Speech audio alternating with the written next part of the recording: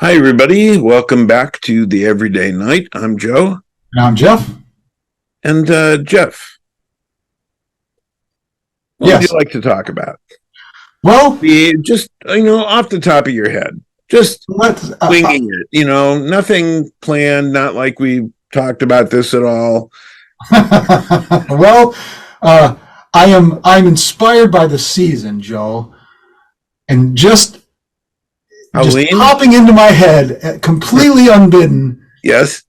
is the thought of thankfulness and gratitude and the difference, or what might be perceived as a difference, or what we might arbitrarily decide is the difference. Well, what a great idea. I wish I had suggested that.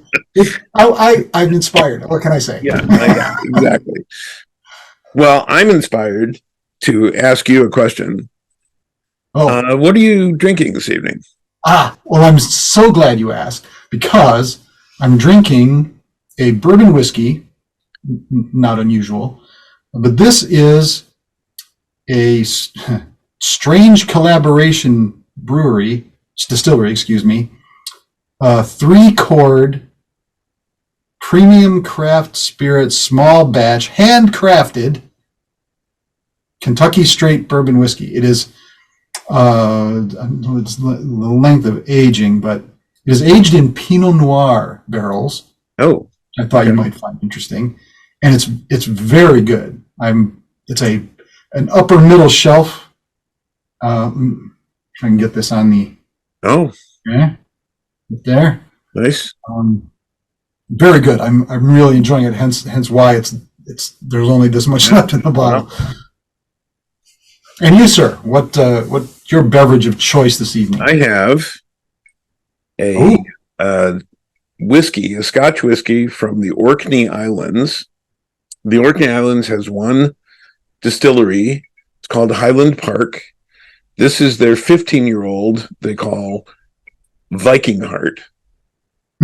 Also aged in I think they're sherry barrels. I liked Highland Park for a while because it has all the attributes I look for in a Scotch in balance. Oh. Really well balanced, not too much of one thing or another, really well balanced. And they've given interesting names to, like their 12-year-old they call Viking Honor, and then there's a Dragon Heart or something. They give interesting names, but this is their 15-year-old and really good. And if I thought I would have brought up the bottle because it's really quite interesting. Very decorated with Celtic knotwork. Very interesting. Huh. Yeah, and I only brought the bottle because I was sure I couldn't remember all of the distillery and the name and everything else. So, well, your health, sir. To yours.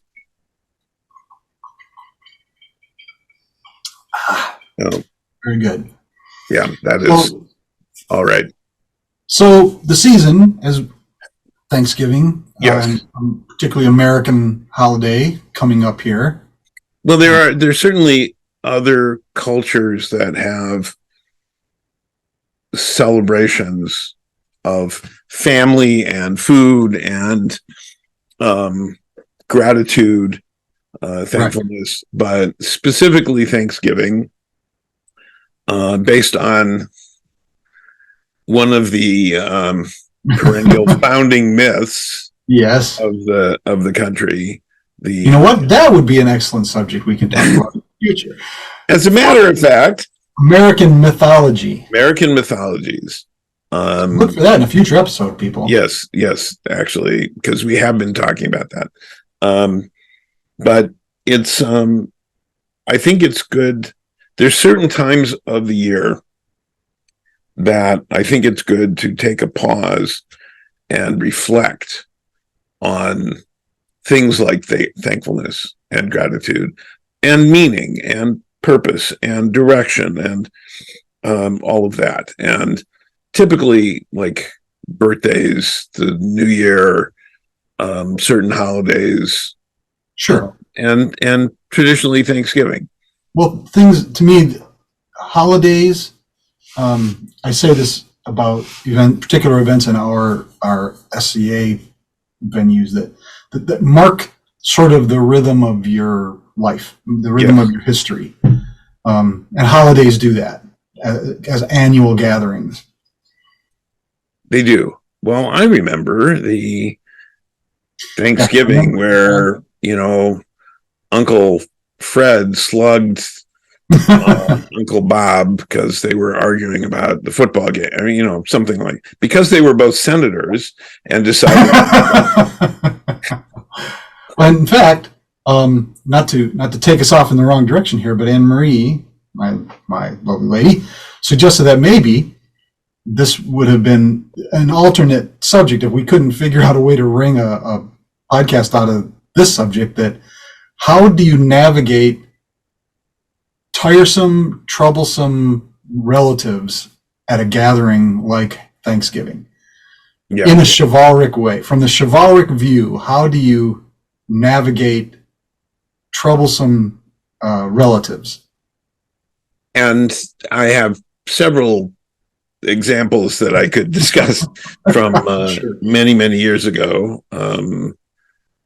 Maybe that'll be closer to Christmas. Yeah, for a lot of people, I think that would be.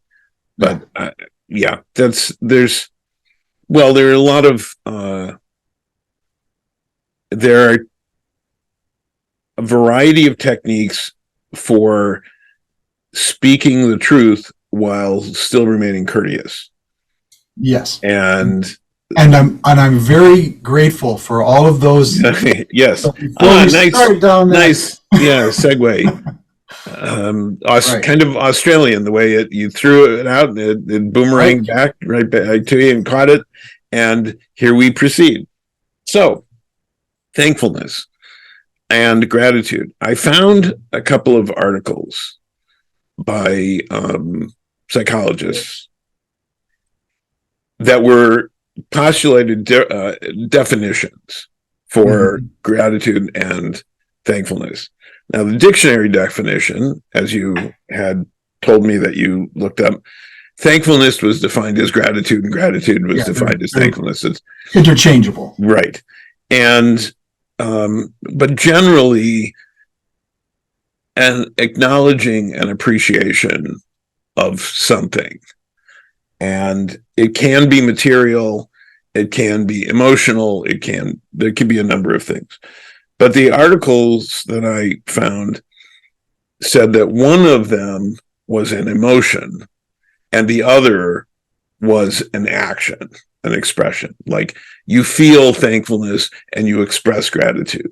Then the other one said you feel gratitude and you express thankfulness. But I think the point is of those is that there is something you feel and there's something you express. I think there's also something you think. So it's about what you think and what you feel and what you do. Yes, certainly. Okay. And as I was looking over the article that you shared with me, while I didn't agree or disagree with the article, I just read it for what it was. But for me, it gelled a little bit as I was thinking about it, that for me, gratitude, thankfulness, or being thankful is more immediate. And in the moment of something, you are thankful for it. Gratitude is a larger and more protracted thing. You can be grateful for something over a long period of time, and you're thankful for it in an immediate sense. Like right at this moment, I'm thankful. And when someone gives you something, thank you. You thank them. Right. You're thankful. And you might be grateful for that person's presence in your life over a period of time.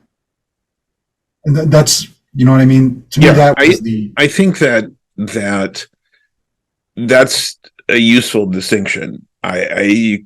Whether the definitions or those functional uses, you flip them.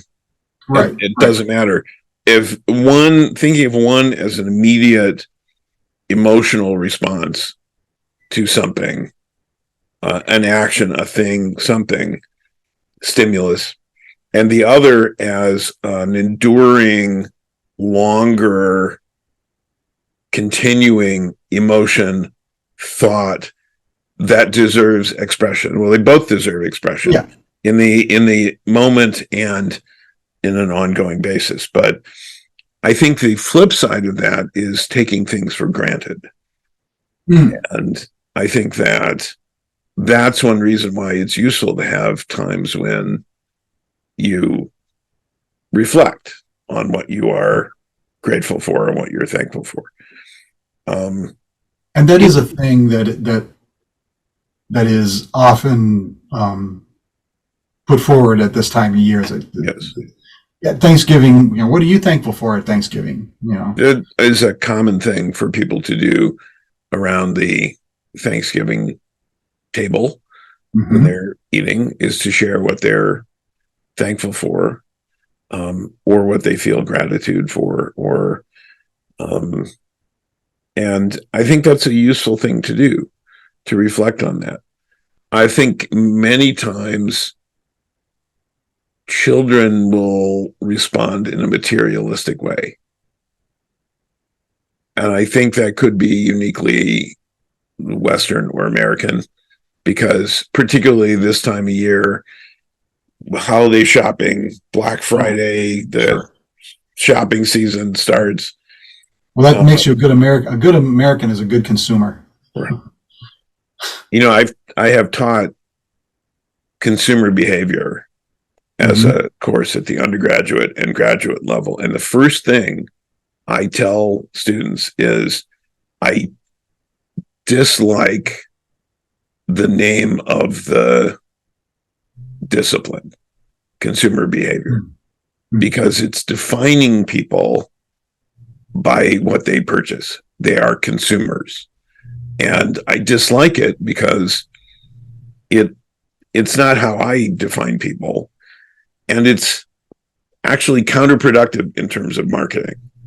If you think of people only in terms of what they buy, you are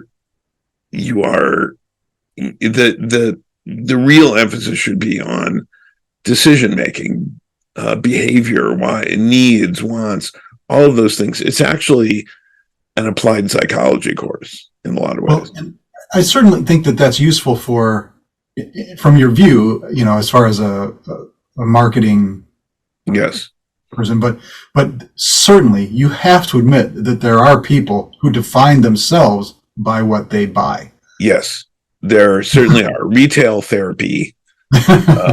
And well, that's I think slightly different. You can go out. Retail therapy is you're feeling a little depressed, and you can go out and you can get something that makes you happy.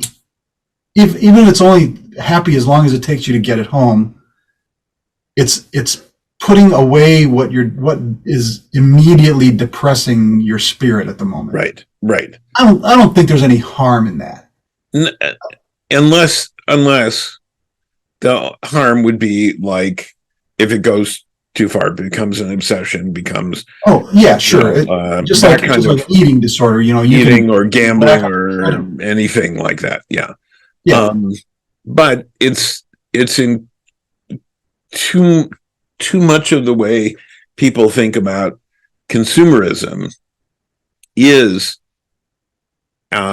in that way. Consumerism is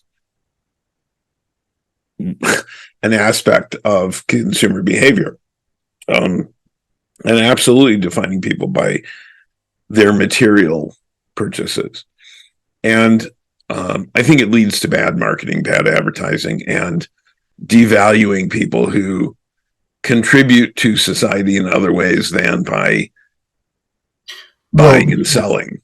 And I take your language that one leads, that consumerism leads to, or the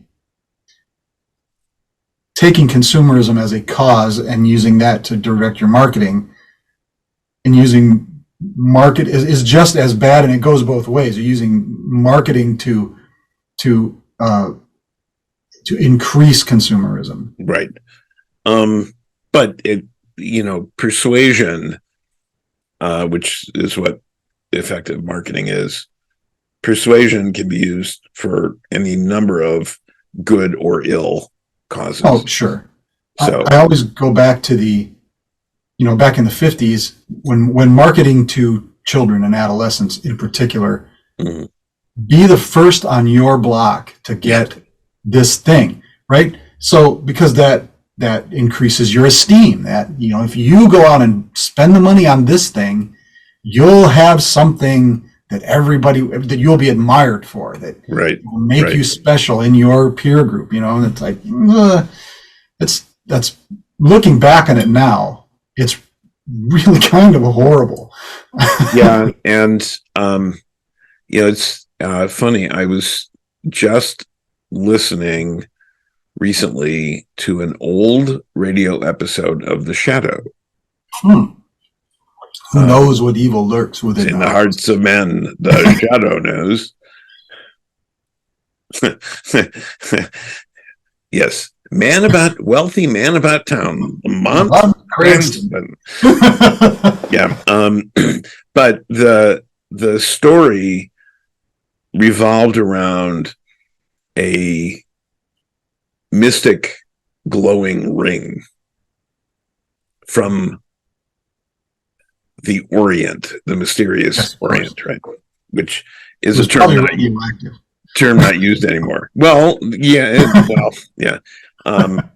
But the commercials, during the commercial breaks, you could send away for your own ring of light, which is what the ring was called. And it will eat light, and then in the dark it will glow. So send a dime and your name and address clearly printed to this address, and you will get this. You'll get a fluorescent ring. Yeah. Well, it was some sort of, it was obviously glow in the dark plastic. Yeah. Sure. So a pretty new thing probably when that radio show was out. It was, I'd have to look up the date. It was late 40s, early 50s, I think. So,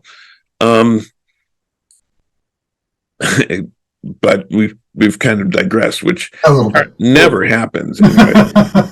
But I think that I was saying that gratitude for material things or thankfulness for material things is not the same as gratitude for the non-material things, the relationships, right, the support, the opportunities. It's common in a lot of cultures to express gratitude towards one's ancestors.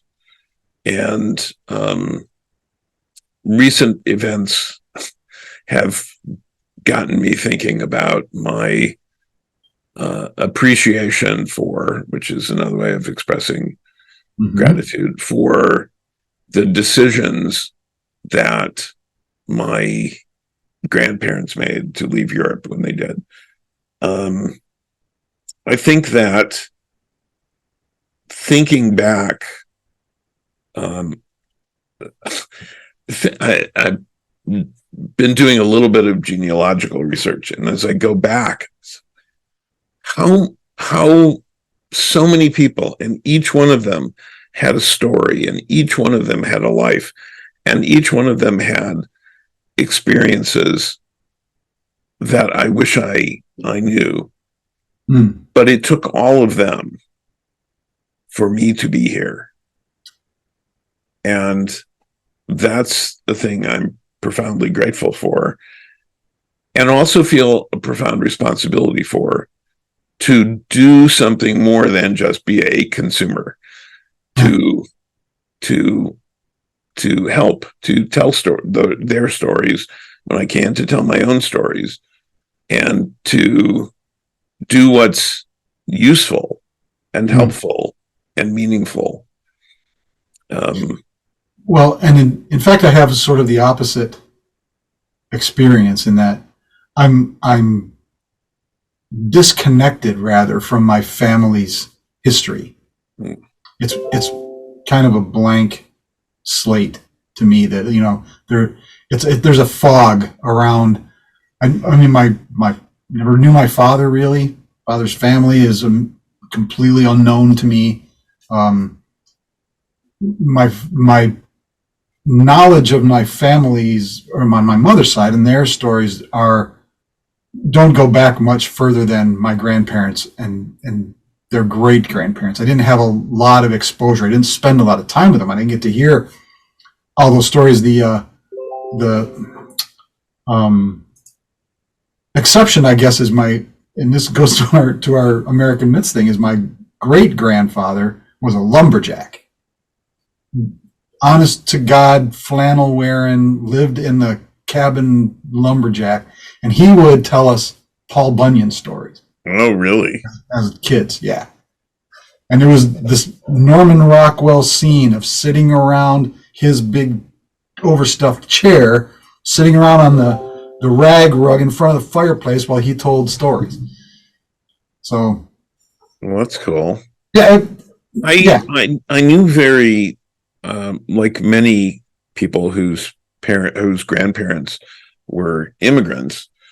I knew very little until a few years ago. I was contacted out of the blue by someone who was collecting information and trying to put together a genealogy, and did. And it was really remarkable. And that was before the online like Ancestry and other things. Yeah. And that has been amazing. The things that I have discovered, the connections, I being able to go so much further back than I had ever imagined being able to.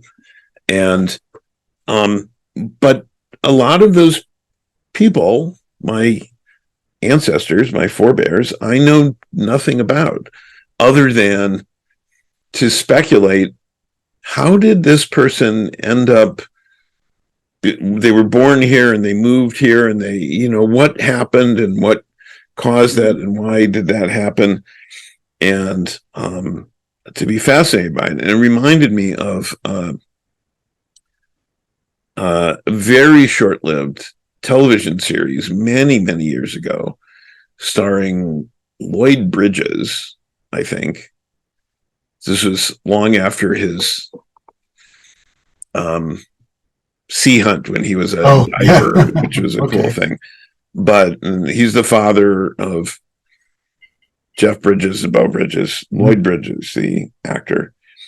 And the premise of this series was that he was a writer, and he would encounter situations that were a mystery, but he would make up a story about it.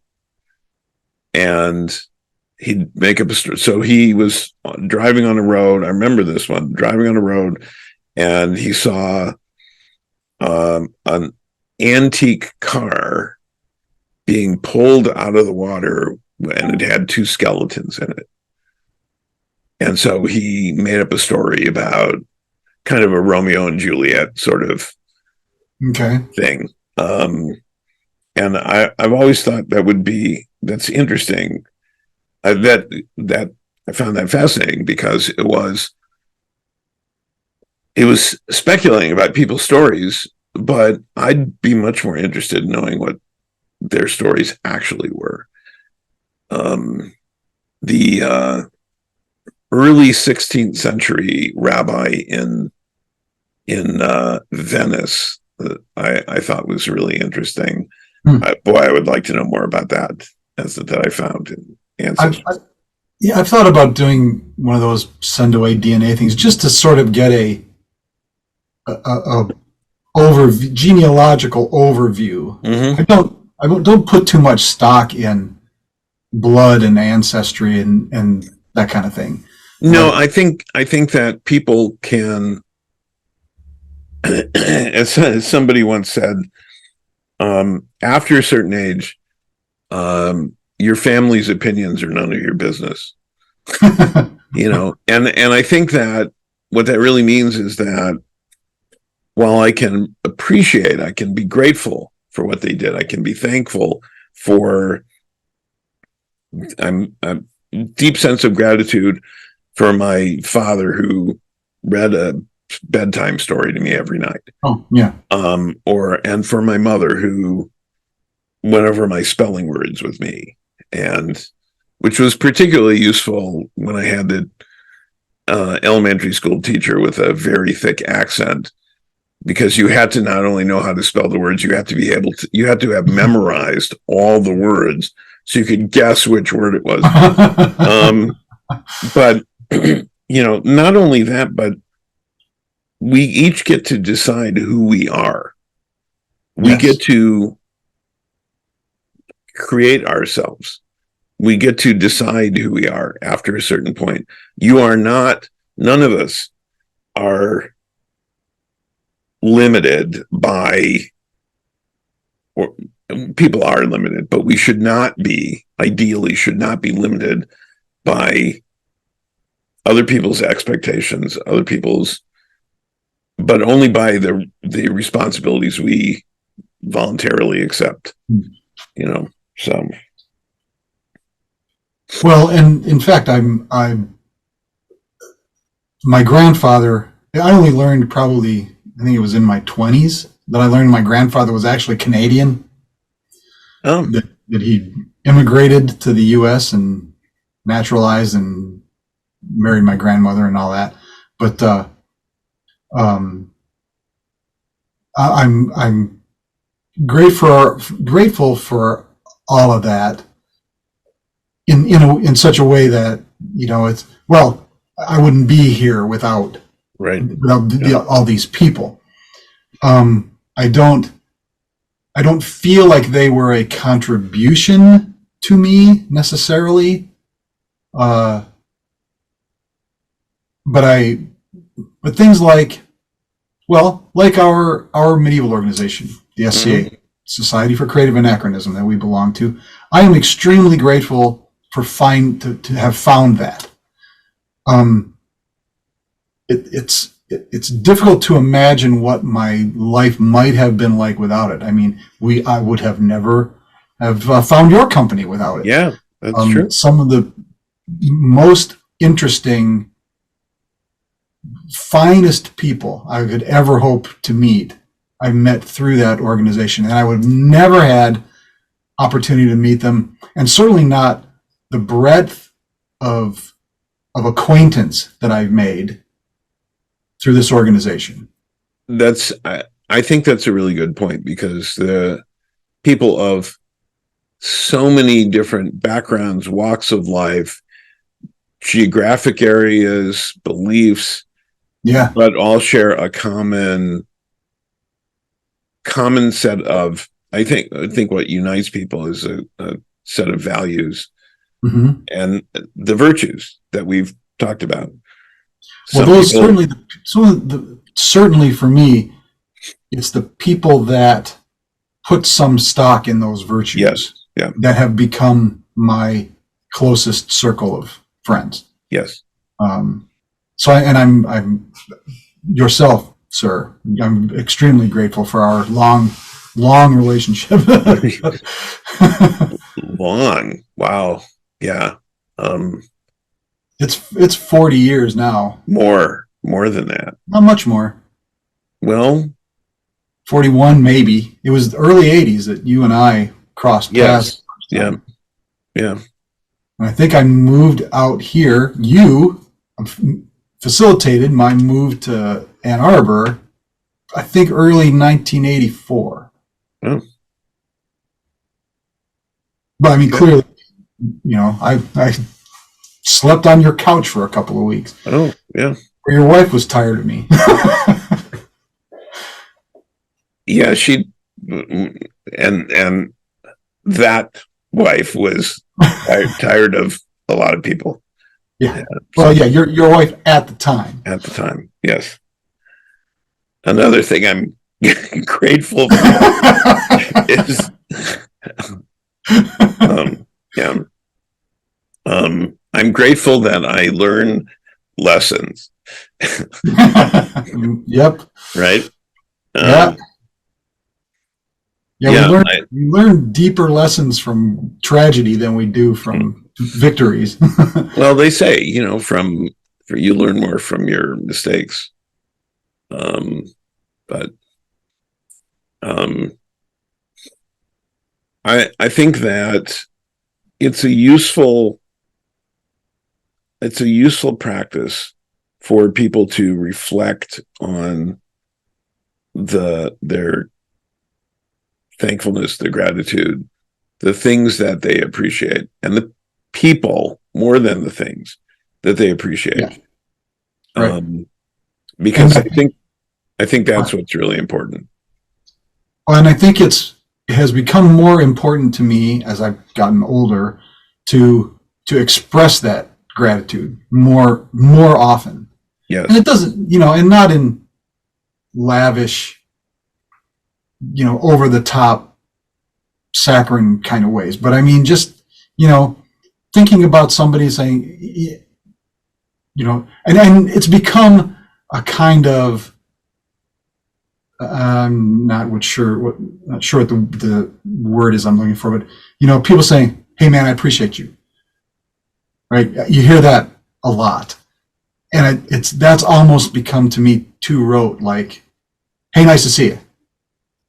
It's just it's a platitude, but I like that it exists, and I think if used more sincerely, it's a great thing to do from time to time. I think it's useful to express that. I think it's even more meaningful to demonstrate your appreciation. Yes. Somebody, and how do we do that? Um,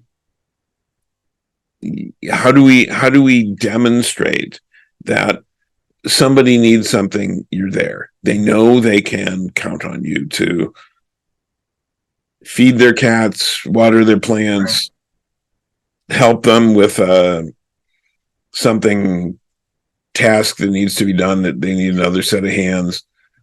Right. How do you express that in action, through action?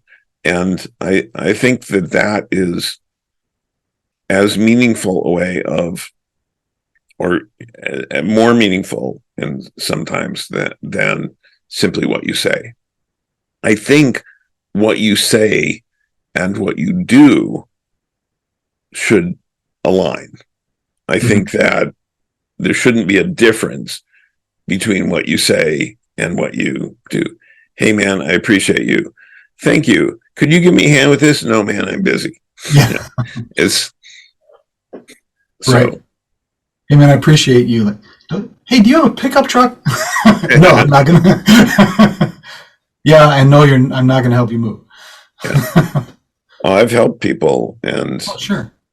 I the when after my mom passed away, um, I needed to clean out her house. She hadn't lived in her house for a year because she had been sick. She lived with my sister, and my sister, who's gone now as well, was not always the best at organizing things. I called on the SCA chapter in my hometown of South Bend. Mm-hmm. I called them up and I said, here's the situation and I really need help. And like 20 people came out. Yep. And helped clear things out.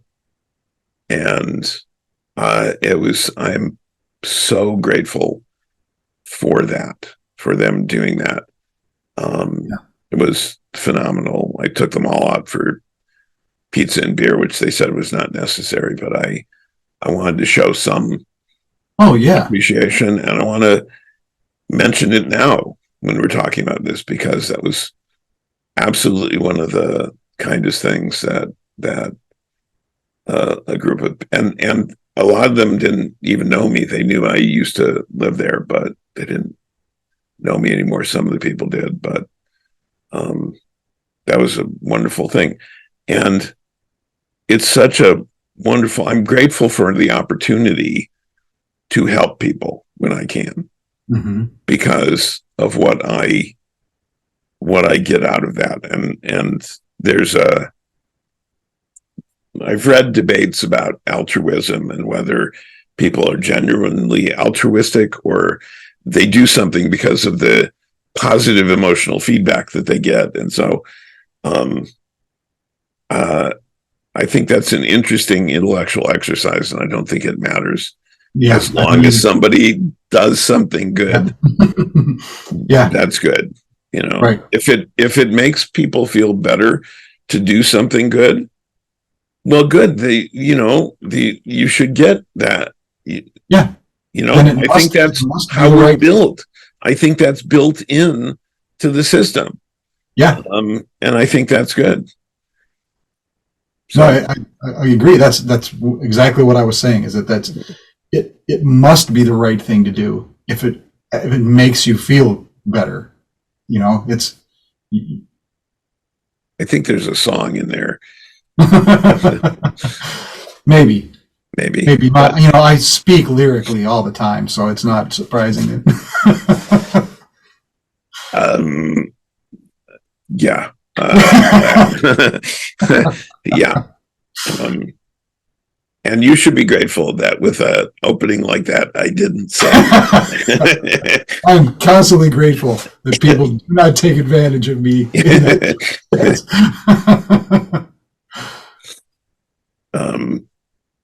So I think that I wish for all of you to have a wonderful, healthy, happy Thanksgiving with people you care about and people who care about you.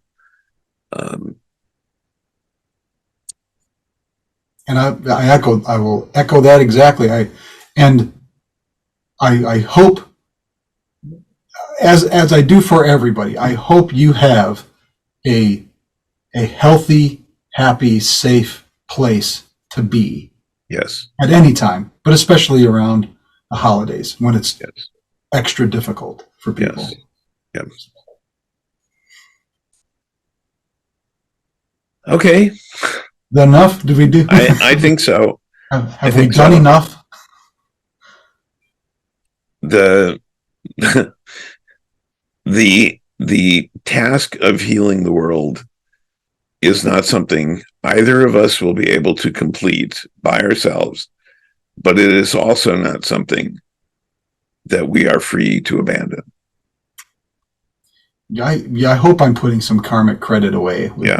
Well, I was absolutely paraphrasing yes, one of the sages. So in that, as I'm sure you recognize. So, but yes, I think we have. That. You've we have quoted that phrase, and we've spoken of that on numerous occasions because it's always relevant to our conversations. Yeah, and I think about it these days in terms of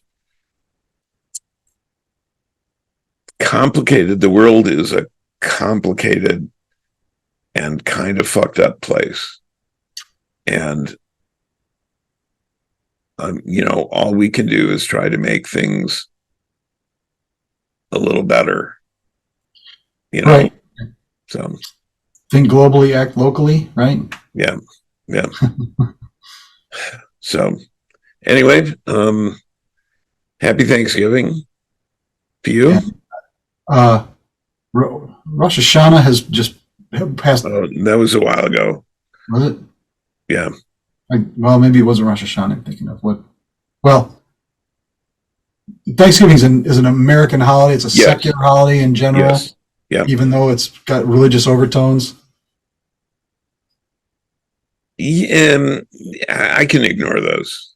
Oh, absolutely. I mean, yeah.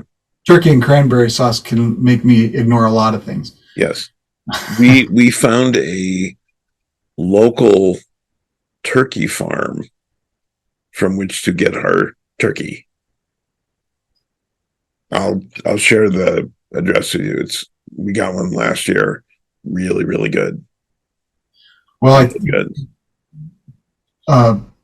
Thanksgiving plans are already made and underway. Mhm. So I am Yep. completely apart from the hunter gatherer section of that. But yeah. So until we meet again after this, well, no, we'll meet. Well, maybe we'll meet next week. Yep. Hard to say. Yep. But Yep. until then, over the Be thou. holidays. What? Over the holidays, Yes. Be thou a good night and true.